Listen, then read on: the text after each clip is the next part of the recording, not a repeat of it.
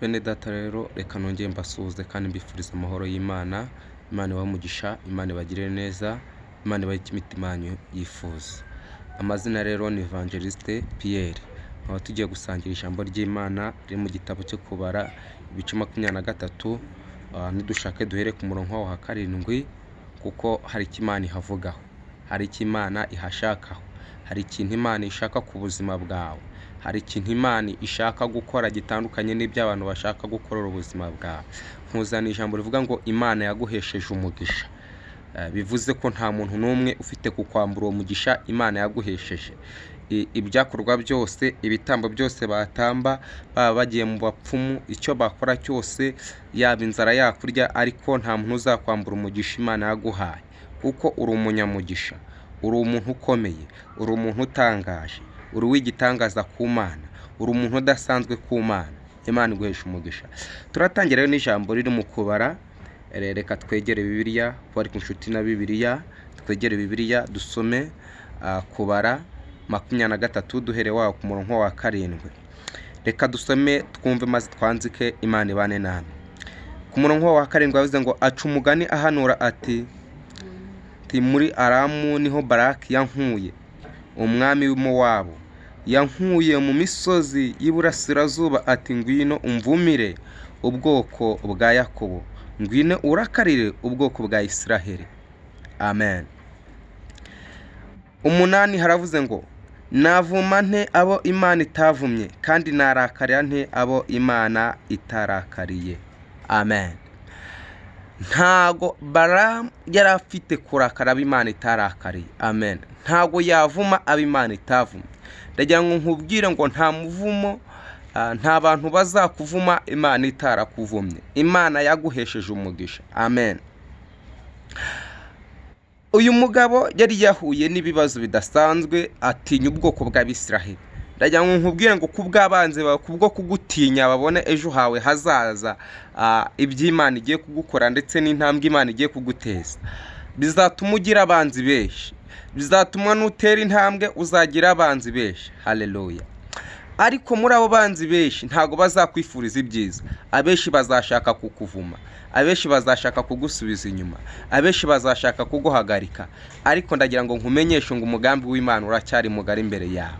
Ndagira ngo nkubwire ngo umugambi w'Imana uracyari mwiza ku buzima bwawe. Ntago Imana yakihanganira bagiye kukuvuma, ntago Imana yakihanganira abantu bashaka kugucecekesha. Haleluya.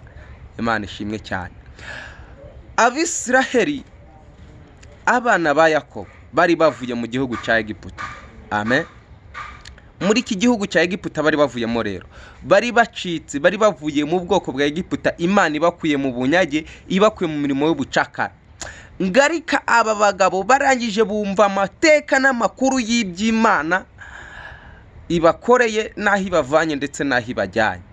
Baratangara cyane, baravuga ati nibagera mu gihugu cyacu baratugirira nabi. Bamenya ko hari umuntu w'Imana, bamenya ko hari umukozi w'Imana.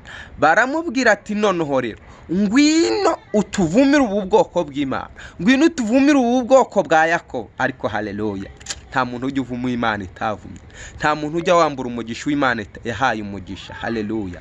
Imana ni inyembaraga nyinshi, Imana ntisanzwe, Imana ikorana n'abantu badasanzwe. Ndagira nkubwire ngo nawe ntagusanzwe, nawe urakomeye. Nubwo abantu bakureka, nubwo abantu bakuvuga, nubwo abantu bakwanga, impamvu abantu bakwanga nuko hari icyo Imana yakubitsemo. Imana ishimwe. Arangije ahageze aravuga ati nimutegure ibitambo. Haleluya. Mubizane ku gicaniro, maze nanjye nzamuke inge kubavumira ubwo bwoko. Ariko haleluya, nta muntu ujya uvuma Imana itavumye. Ndagira ngo nkubwire ngo ibyo abantu bagukora cyangwa ibyo abantu bavuga byose, haleluya, Imana itarakuvumye nta muntu wakuvuma.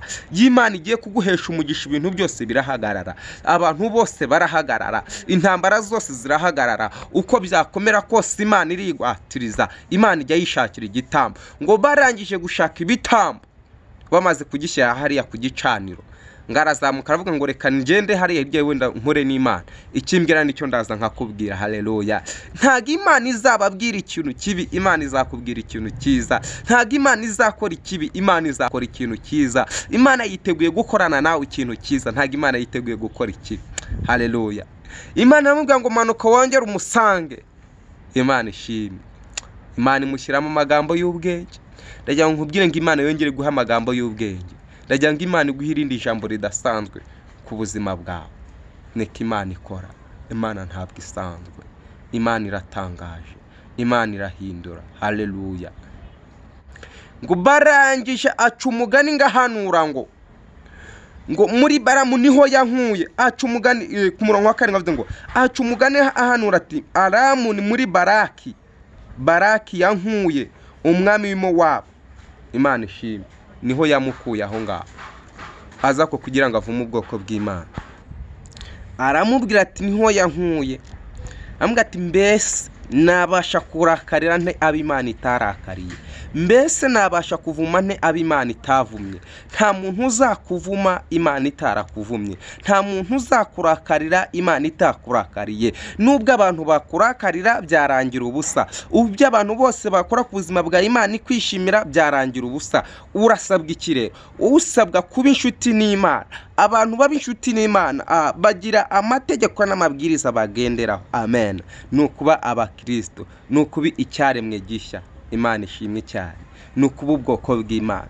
Iki cyaremwe gishya rero, kuba icyaremwe gishya rero, hari ibintu witandukanya nabyo n'ibyo abisi bose bahura nabyo. Yego nibyo Imana ivura umugisha ababi n'abeza, ariko kuba umuntu wa Kristo ugomba kugira imico nk'iya Kristo. Iyo dusomye Biraneze tubwira ko Kristo ari umwana w'Imana, yaje ari umuntu 100% ndetse azari yamba ubumana 100%, ndetse ngo ntabwo yigeze akora icyaha cyangwa ngo acumure.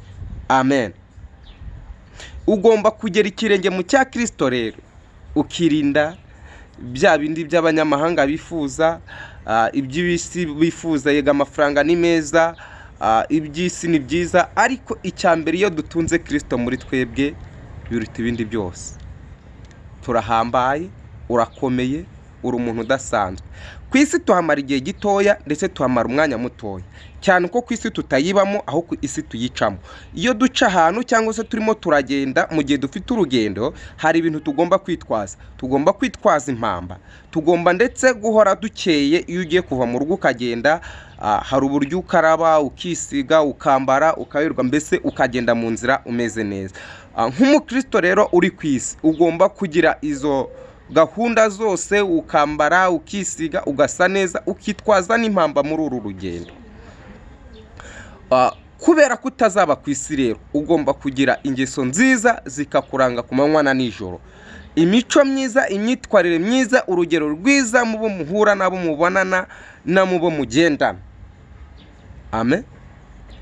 Bikaba intangarugero ndetse n'ibikorwa byawe bikagaragara yuko ari iby'uki, ari iby'umukristo. Utaza kwishushanya nk'abiki gihe cyangwa se nk'abandi bantu bose. Ubu bwoko bw'Abisiraheli iyo butaza kugira gahunda yo kubana n'Imana cyangwa gusabana n'Imana, birashoboka cyane ko bari kuva mu muvumo ukabafataho. Ariko kuko uri umukristo ntabwo umuvumo uzagufata. Kuko uri umwana w'Imana ntabwo imivumo izagufata. Ndetse n'ibyo bagerageje gukora byose nta kintu bizagutwara. Imana irabakunda, Imana irabishimira, Imana iragushaka mu mwanya ukijijwe. Rekana n'ingeso zose, urekane n'ibibi byose, maze uzubane n'Imana. Imana iracyagukeneye, Imana iracyakwifuza, kandi iragushaka mu nzira nziza, ntabwo igushaka mu nzira mbi. Imana yakuremeye ikibi n'icyiza, maze wihitiremo, maze uze nawe uzabane nayo. Mbese uhisemo iyihe nzira? Uhisemo inzira yo kwibera mu by'isi binezeza by'akanya gato, cyangwa uhisemo kuzabana n'Imana iteka ryose? Tekereza ku myaka 40 cyangwa imyaka 100 uzamara ku isi, ariko utekereze no kuzabana n'ubwami bw'Imana mu myaka 1000. Ubwo Kristo azaba agarutse aje kwima ingoma ye mu myaka 1000. Utekereze ubwiza buri muri iyi si, ngaho utekereze ku bwiza buri mu ijuru. Tuzabanamo n'Imana. Imana irahari, nubwo benshi bamwe badashaka kubyumva, kandi irakora, irakomeye. Nawe uyizere, izahindura ibyawe byananiranye, izahindura ubuzima bwawe, izahindura ibitagaragarira abana b'abantu, ariko izagushisha umunezero. Urakoze, Imana ikumugisha kandi Imana ikugire neza, wowe ubashije kumva ndetse no kumenya no gusobanukirwa neza. Imana ikumugisha.